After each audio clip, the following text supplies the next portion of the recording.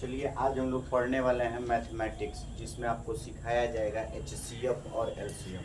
ठीक है, तो सबसे पहले अभाज्य गुणनखंड विधि का हम लोग प्रयोग करेंगे और उसमें जानने की कोशिश करेंगे कि इससे HCF कैसे निकलता है और LCM कैसे निकलता है। तो दो तरीके से निकलता है LCM या HCF। एक भाग विधि होता है और दूसरा विधि होता है गुणनखंड विधि। भाग विधि तो आप पढ़ लिए चौथी और पाँचवीं में, तो उसके कुछ सूत्र भी होते हैं। तो चलिए हम लोग जानने की कोशिश करेंगे। यहाँ पर अभाज्य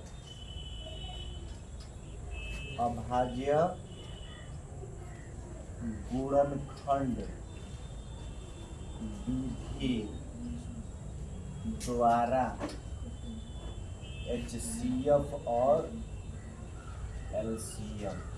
तो पहले हमारा टॉपिक ये होगा, फिर इसकी पहली और दूसरी संख्या पढ़ेंगे।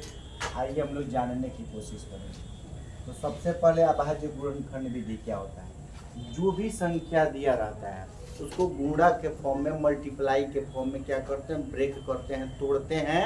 तो तोड़ने की वही कला फैक्टर मेथड कहलाता है, यानी गुणनखंड विधि कहलाता है। जैसे हमने यहाँ पे क्वेश्चन लगाया आपको 24 और 36, कितना 24 और 36। इसका क्या निकालना है, HCF भी निकालना है और LCM भी निकालना है।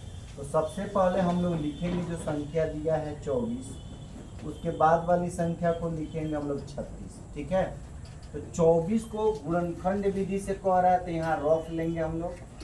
क्या लेंगे, रफ। तो यहाँ 2 से इसको सबसे छोटी संख्या 12 बार में काटेंगे, कैंसिल हो जाएगा। फिर 2 से काटेंगे 6 बार में, फिर 2 से काटेंगे 3 बार में, फिर 3 से काटेंगे 1 बार में। आपने देखा कि 24 को जब हमने गुणनखंड किया तो 2, 2, 2 और 3 के फॉर्म में ये चेंज हो गया, मतलब कैंसिल हो जाएगा इससे, और एक नीचे शेष बच जाएगा। तो चलिए यहाँ पे भैया हम लिखते हैं 2, 2, 2, 3 बार 2 है और 1 बार क्या है, 3 है यहाँ पे।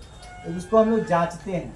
2 दूनी 4, बोलिए 2 दूनी 4, 4 दूनी 8, 8 त्रिका 24, यहाँ पे 24 मौजूद है। उसी तरह हम लोग 36 को भी तोड़ लेंगे। किसको तोड़ेंगे, 36 को भी तोड़ेंगे। 2 से 18 बार में, 2 से 9 बार में, 3 से 3 बार में, 3 से 1 बार में। जब आप तोड़ेंगे तो यहाँ पे 2, 2, 3 और 3 प्राप्त होगा। भैया इसका HCF याद करना है कि HCF होता क्या है। तो HCF इसमें गुणनखंड विधि से जब हम करेंगे तो जितनी संख्या ऊपर और नीचे दोनों संख्याओं में जो कॉमन वैल्यू होता है, जो मिल जाता है, वो HCF कहलाता है। जैसे यहाँ पे क्या मिल गया, 2 मिल गया। फिर क्या मिल गया, 2 मिल गया। ऊपर 2 है, नीचे 2 नहीं है, छोड़ देंगे। 3 है, 3 को मिला देंगे। यहाँ पे हम लिखेंगे HCF हमारा क्या होगा, 2 होगा। फिर 2 मिला, फिर यहाँ पे 3 मिला, तो कितना हो गया, 2 दूनी 4, 3 कितने हो गए, 12। फिर क्या हम लोग निकालेंगे, LCM।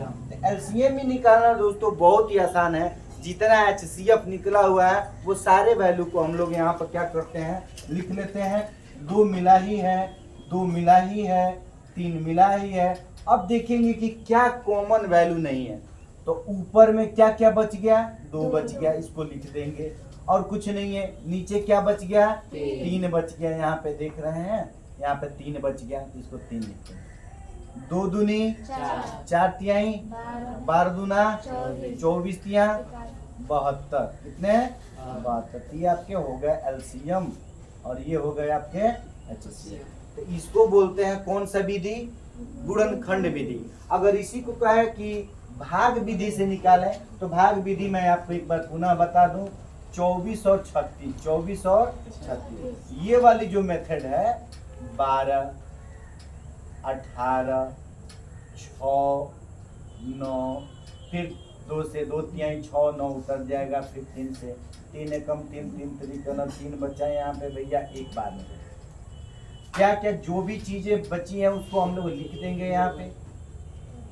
2 दूनी 4 दूनी 8 त्रिका 24 तिहा, क्या हमने निकाल दिया। ये कौन सा विधि कहलाएगा, ये भाग विधि कहलाता है। और ये कौन सा विधि कहलाता है, गुणनखंड विधि, अभाज्य गुणनखंड विधि कहलाता है। तो देखिए समझे कि नहीं समझे। और इसके HCF भी देखिए भाग विधि से 24 और 36 को कटा देंगे, 24 से कम 24, 12, फिर 12 को घुमा देंगे और ये 24 उतार देंगे, 12 दूना 24, कितना आया भैया? 2, नहीं 2 नहीं आया, 12 से कटा है तो HCF आ गया आपका 12। जितना से कैंसिल होगा वो आपका क्या होगा? HCF होगा। समझ में आ गया? तो देखिए भाग विधि से भी 12 आया HCF, गुणनखंड विधि से भी HCF 12 आया, भाग विधि से आया 72, भाग विधि से सॉरी गुणनखंड विधि से आया 72। सही है कि नहीं? समझे कि नहीं समझे?